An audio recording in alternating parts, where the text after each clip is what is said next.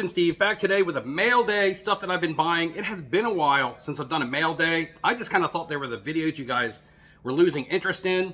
So I haven't done one in a long time. Actually, some of this stuff is really going to predate the National. So I really had to cut it thin and pick out some of the nicer cards or better cards that I like to show you guys, because this video would be too long if I showed you everything. And I'm doing this mail day because you guys tend to request it on my last video.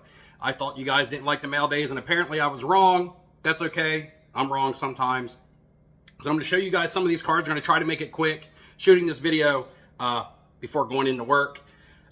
Tuesday night, fantasy football live stream. The draft is going live to content creators for the charity, for the national giveaway in 2024. Tune in.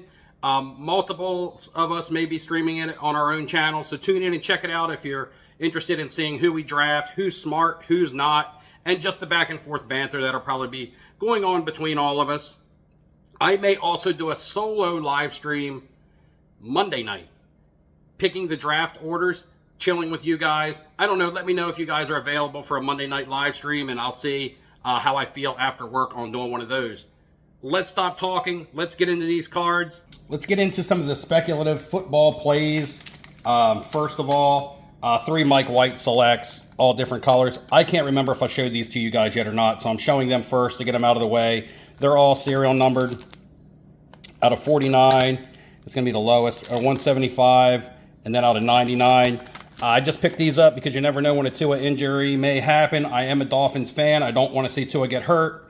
But these were so dirt cheap, probably $100 for all 3.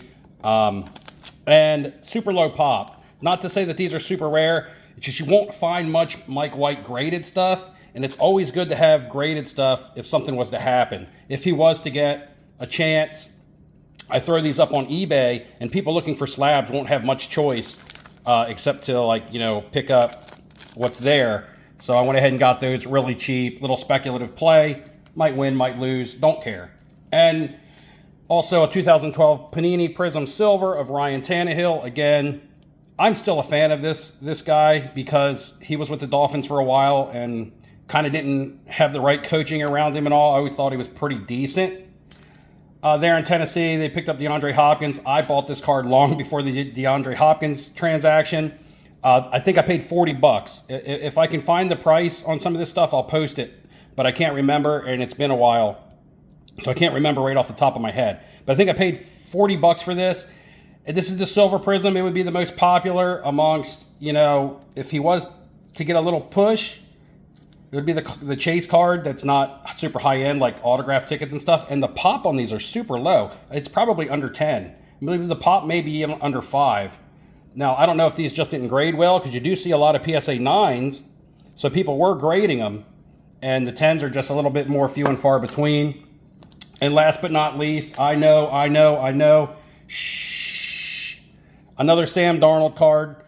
Again, bought this before the National. This is a flawless out of 10. I just got this for a price that I could not turn it down. I'm not going to disclose how much I bought this card for, because I may want to move this card here shortly after he was named number 2. And you never know what might happen to Brock Purdy. We don't know what to expect out of him as a player. And San Francisco likes to get their quarterbacks hurt. So, Sam Darnold flawless. This would be a super high-end card if this was another player. It is a high-end card, but this could be very valuable if something was to... And just the price I was able to get that for, it's just ridiculous. So, that is the sports cards that I had picked up. One quick card that I picked up here is a Kerrang playing card. These are from 1993, issued overseas. And this is a Slash. You know, I like the music stuff. Guns N' Roses has a prior card to this, but I believe this is Slash's first card. SGC will grade these. I'm not sure if PSA does. I think it's really cool. It cost me like $4. So got the old Slash going on right there. And actually, Eddie Vedder has one in this set, as well as Lane Staley and some of the 90s grunge.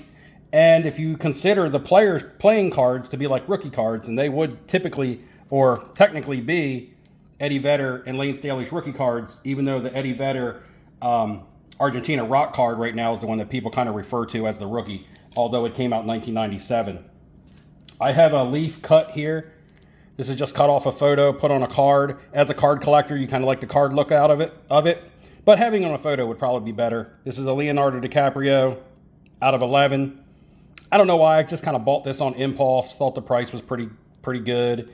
And I love a ton of his movies. Gangs of New York. That's the one that really sticks out in my head. You know, The Great Gatsby. Oh, The Aviator. I like The Aviator where he played. The way of the future. The way of the future. Howard Hughes, I believe that it was. So yeah, just a lot of fan of a lot of Leo movies. Next up, Allen and Ginter stuff, guys. I love Allen and Ginter autographs. You know that. This over here is a lot of my PC items that are Allen and Ginter. I picked up 2 Bruce Jenner on card. Bruce Jenner is no longer Bruce Jenner, as we know, legally now Caitlyn Jenner, I do believe that. So whenever I see autographs that I think are going to be more rare because that person's not signing, whether it be they change their name like Kareem Abdul-Jabbar, or they're not signing because they have deceased, or they're not signing because they have changed their name again like Bruce Jenner, and amongst other things. So just cool. Was, you know, a decathlete, gold medal winner for the United States in the Olympics. And these autographs are super clean. So like those. I just like anything. The Allen and Ginter oddball autographs I really like. Not so much the sports, because you can get sports autographs on other products. But Allen and Ginter makes autographs of a lot of people that you can't get their autos in other packs. And 2 Peter Gammons. When I think of baseball, players pop into my head, but the first person that pops in my head as far as a voice goes is Peter Gammons. I don't know why that is. Maybe I watched a lot of baseball tonight and a lot of ESPN growing up, Sports Center. I just felt like he always sounded intelligent. He always sounded like he knew what he was talking about. And when Peter Gammons would say something about baseball, you just felt like you respected it and you felt like it was true. Now, I don't know if that was always the case, but he just portrayed himself very professional that way. So I like these. All this stuff that I'm showing you, the Jenners and these 2, this is all going to be graded. This is all the stuff that I wanted to send to BGS. However, I'm torn between what grading company I want to go with. I'm thinking about sending some of this stuff, especially some of this upcoming stuff, to CGC because it's pop culture. And I think pop culture in those slabs will do well. Here is another Allen and Ginter. This one's out of 10. Mario Andretti. I picked this up. You've seen this on Instagram. In fact, some of these you've seen on IG already, because I post my cards over there and I don't typically do mail days anymore. So follow me on Instagram, flipping_Steve, if you want to see this stuff before I put it in a video. And you'll see some stuff that never makes it to video. Like when I put the Slash up, I actually put it up with a video and then had a guitar solo playing behind it in a reel. So, you know, a little bit more entertaining than hearing my voice. You actually get to hear him with his guitar. Speaking of a reel, I just did a reel of this on Instagram. This is my Roger Daltrey, singer of The Who, out of 10 Leave hit makers. I'm a huge Who fan. Got a lot of stuff. Put all that in that post over there. And you'll see where I set up a nice little display and played a song and showed this card. So again, Instagram just makes it easy to show my cards as opposed to doing a video and uploading it and making a thumbnail and all that stuff. Roger Daltrey, I'm a huge fan. Some people may not like him. This is being graded for my personal collection. This is not a card that I bought to resell or to try to make money off of. Who are you? I can't sing, can't sing. All right, another big card that I bought on the way home from the Nationals. I was walking through the Philadelphia airport to get my ride to come home. Finally, the Goodwin's champion Stephen King on card autograph. And Pennywise the dancing clown. You are Georgie. So now we know each other. Autograph is super sweet. These are close to 1 in 5,000 packs. So it just goes to show you that this card is pretty rare. It's not numbered, but if you know the pack odds, 1 in 5,000, he didn't sign many. You would get a certain amount of autographs in a box, and some people signed a ton, and some people signed very little. So you'll see the market flooded with autographs of a lot of some people because they signed a majority of the cards in order for them to distribute, you know, autographs in their product. But in some people only signed very few. So this card's awesome. My wife is a huge Stephen King fan. She got a whole collection of books in the other room. So this card is cool, and this is a card that she also thinks is cool. able to share that with her, and I think it's awesome. You guys have seen this one when I got the big Game of Thrones package. This is actually my number 2 of this. I got one back here that's graded. And this one will be graded as well in a different slab. I want to have one in SGC, one in another slab, see how it looks. I believe he has a show spinoff coming up in January. I may be wrong with the way the strike and everything is. There may not be any television shows coming up anytime soon, but popular actor. He's crossing over into Marvel and other things.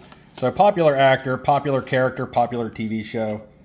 Next up, and again, this one's going to be for myself. I used to watch the Supernatural show. Jeffrey Dean Morgan, cool actor. You guys know him from other things. This is him as John Winchester in Supernatural. I picked this one up dirt cheap, which is going to, I'm going to leave that there because I want to discuss this really quickly.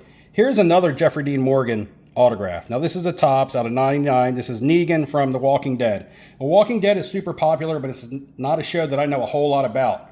I know who Rick Grimes is. I know who Negan is. I know who Daryl is because they're popular characters. I hear my friends talk about them. They watch these shows.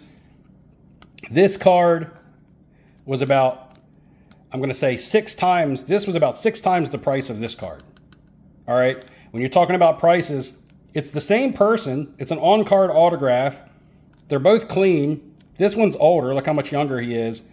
But the importance of the character, having the actor on with that character. I talked about it with Harrison Ford, where Harrison Ford signed on Han Solo cards like this here are a lot more valuable than just Harrison Ford by himself or Harrison Ford on something else. Harrison Ford on Indiana Jones would be pretty damn sweet.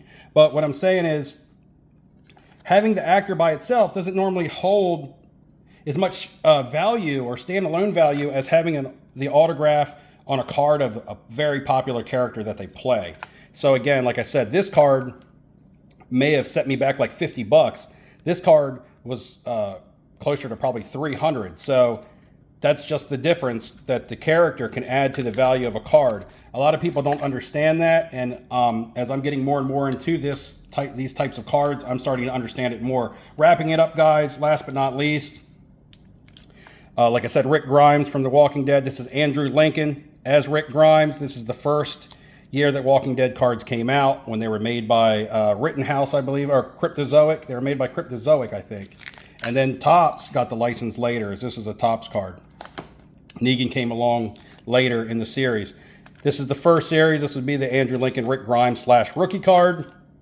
Someone reached out to me who knows more about these types of collectibles and what people like in this market. And they said that this card is really popular, not only because it's his first one, but because he's wearing his hat.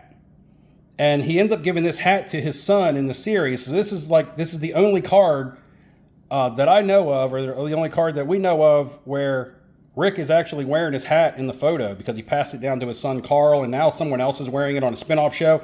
So his hat is an iconic prop from the television series. And this is like the only card, or at least the only autograph card, where he's wearing his hat. So again, to collectors that know that, that's probably something that would drive the value for them. To me, I just bought them because I knew they were the first ones.